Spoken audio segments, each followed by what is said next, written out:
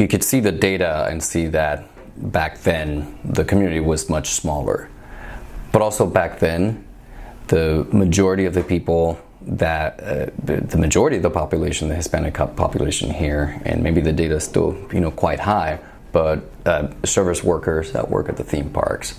I mean, there are literally recruiting trips that theme parks take to Puerto Rico, or used to take, in order to, bring people from the Caribbean, let's say, here, in order to work those, low wage jobs, and that was the primary composition of the Orlando Hispanic population, which again, it doesn't really breed people that are going to have enough access or wealth or money to be influential in business and politics.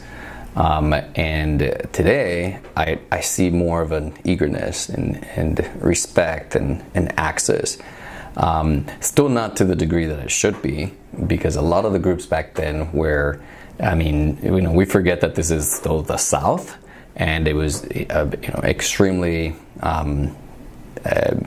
straight white old men, and we've seen a shift towards inclusion and purposeful diversity within a lot of groups, but also that has been because there's been a bigger influx of not just Puerto Ricans but people from other countries, and that's another type of Hispanic, one that's an immigrant, a true immigrant that then goes through a lot more additional struggles, and knows that it needs to have that political relevance in order to affect laws that clearly, like what we're seeing, nationally in that conversation, that would really affect their ability to stay in this country. So it's pretty important.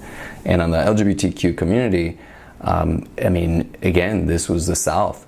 So when I came here, there would be instances where, you're getting out of a gay club, and it would be Southern Nights on Bumby, and that's a well-traveled road, and literally people drive by and yell the F word.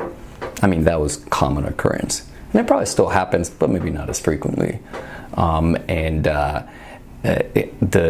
Again, very similar. I see a lot of similarities between the LGBTQ community and the Hispanic community, because, again, it is said, and I don't know if this is hard data or lore, but it is said that 50% of the people that work in the theme parks are LGBTQ. And so that means that, again, it's a community that dispels those myths and fallacies of the, high, upper class, upper income, social status, gay white male, and actually shows that, no, our gay community here doesn't make a lot of money. So therefore, it doesn't have a lot of, those other things, political relevance and ability to sustain itself.